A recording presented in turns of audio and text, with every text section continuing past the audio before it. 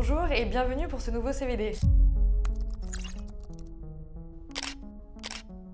Nous commençons avec le contexte, avec 4 points. Le premier point, la France. Le déficit français est important et notre nouveau gouvernement cherche des solutions. La première solution, alourdir la fiscalité des entreprises françaises et notamment les plus grosses, c'est-à-dire celles du CAC 40. On parle de 8,5 points de fiscalité en plus et donc on peut s'attendre à une prime de risque supplémentaire sur ces actifs. Notre second point, la géopolitique.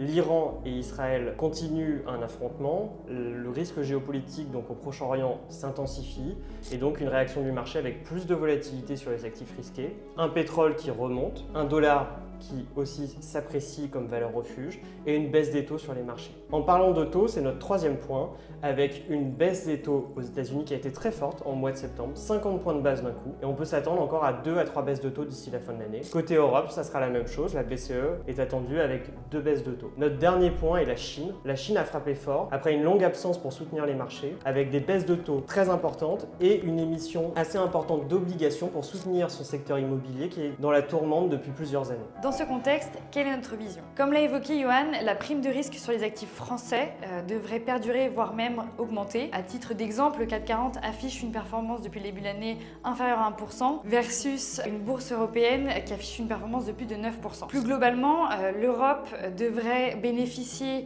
de la reprise de l'économie chinoise parce que plusieurs secteurs européens dépendent de l'économie chinoise.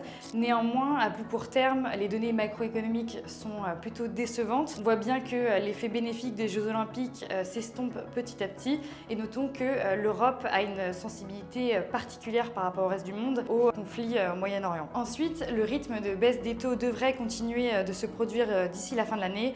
Néanmoins, c'est questionnable car on estime que le marché est peut-être trop optimiste sur la question. Nous concluons avec nos décisions en 3 points. Le premier point sur la Chine, faites attention, les effets d'annonce sont importants, la bourse a déjà repris 20%, la bourse chinoise, mais il faudra vraiment voir si ces mesures s'inscrivent dans une tendance de long terme de reprise sur le marché chinois. Notre deuxième élément, pas de changement dans notre discours sur l'obligataire, dernière étape pour cristalliser les niveaux de taux et on le sait, la trajectoire, comme le disait Camille, est questionnable, peut-être un peu trop optimiste par le marché, mais on sait que la trajectoire va vers des baisses de taux. Notre troisième et dernier point est sur le risque français et la prime de risque qui devrait perdurer sur les actifs français. Nos portefeuilles sont majoritairement internationaux et on considère et on vous conseille de continuer à rester sur cette diversification en allant aussi sur les États-Unis. Pour rappel, la France, c'est 4% des marchés mondiaux en actions. Nous étions ravis de vous retrouver pour ce nouveau CVD. On vous retrouve au prochain.